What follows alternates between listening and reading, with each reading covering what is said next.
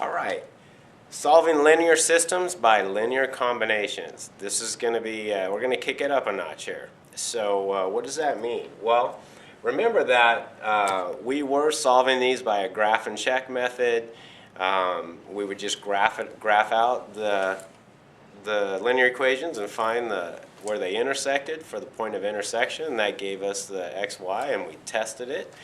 We also did substitution, where say we took something like this and we converted it to y equals 4x minus 1, and then we took the 4x minus 1, substituted it, and worked that out. Doing graph and check and substitution was a little more, we were able to utilize isolating the variable more easily.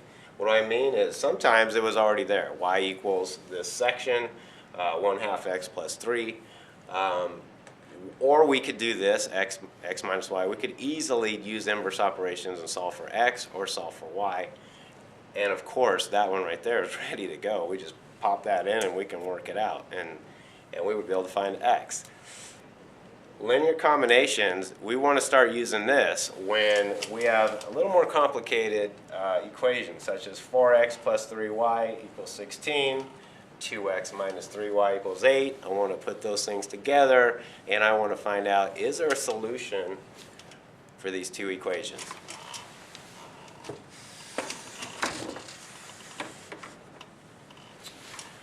So let's look at an example.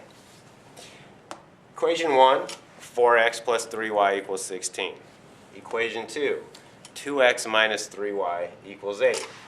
I'm looking at these, and the first thing I'm going to do is I really like to find opposites of the same variable, and especially if it has the same coefficient.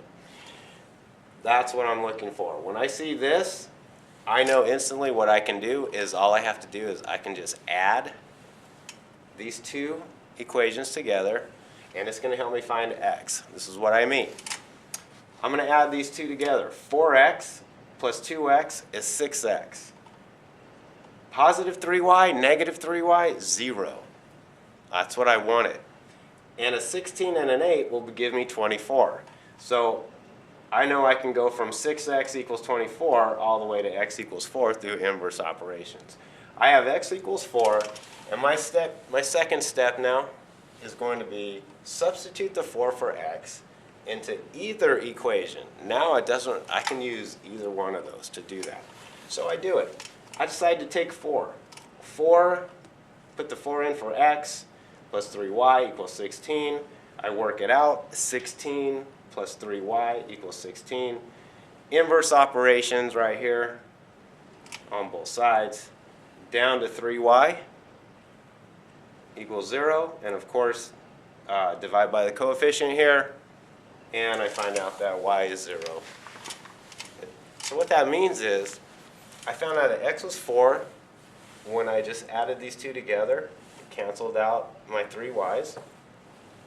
I used that in one of the equations, and I found out y equals 0. Sorry about that.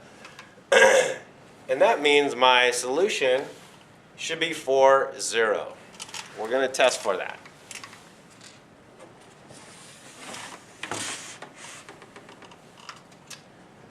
All right, step 3. Verify 4, 0 is a solution for each equation. Well, equation number 1. I take it and I plug in the 4 for x, the 0 for y, and I work it out. 4 times 4 is 16. These cancel out, and the 16 comes down, and sure enough, look, it's great. Over here, equation number 2. 2x minus 3y equals 8. Plug it in again, 4 for x, 0 for y, and 8 equals 8. And yes, it does check out. So my answer, using linear combinations, to the solution for that, or point of intersection, is 4, 0. That means if I graph those, they're coming out, right here. They're coming out right there at 4, 0. Actually, they're right on the y-axis, aren't they? Let's try another one.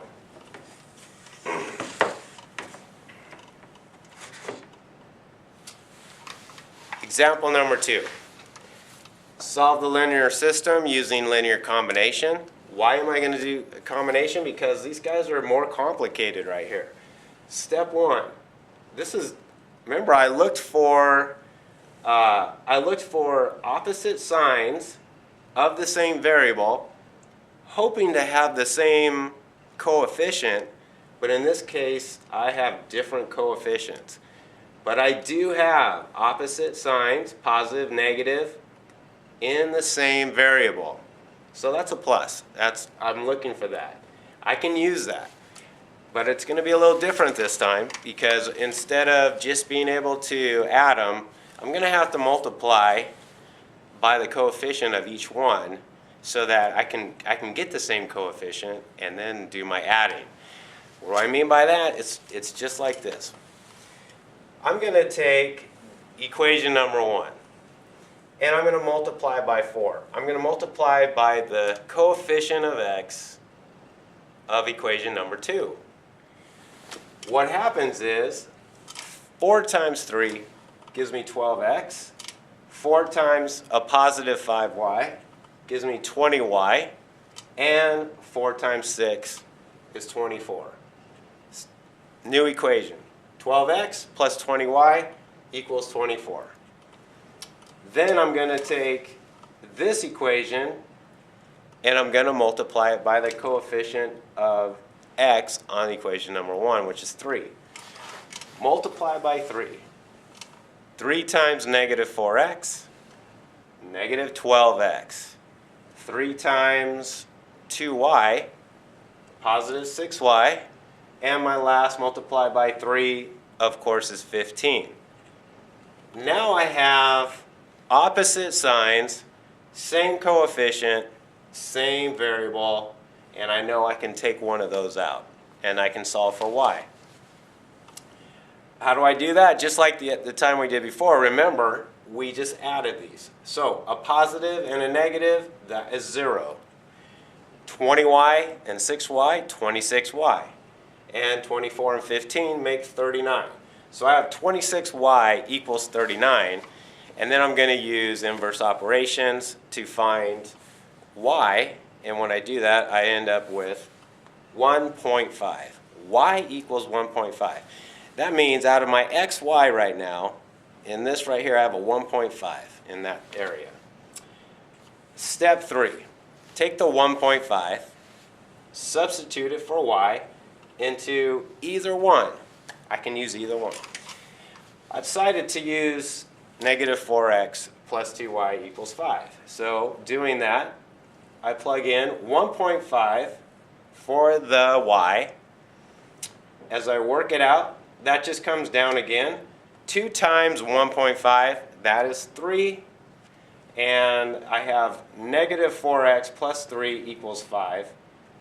Inverse operations on the positive 3 on both sides, and I end up with negative 4x equals 2. Arrow comes up here so I can finish my solving. Negative 4x equals 2. I'm going to inverse operation on the negative 4 by dividing. And when I do that, I have x on this side equals a negative 1/2, or negative 0.5. That means my solution should be negative 0.5 comma 1.5. We're going to check it.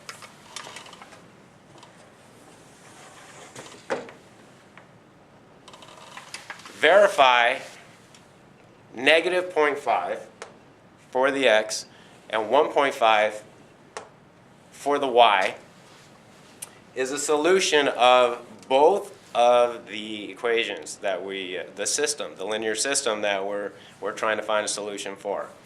Equation 1, original equation, 3x plus 5y equals 6. Plug the x and y in there, work it out. 3 times negative 0.5 is a negative 1.5.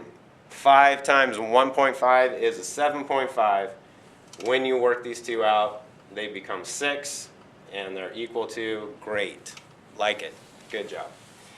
Equation 2, negative 4x plus 2y equals 5. Plug them in again.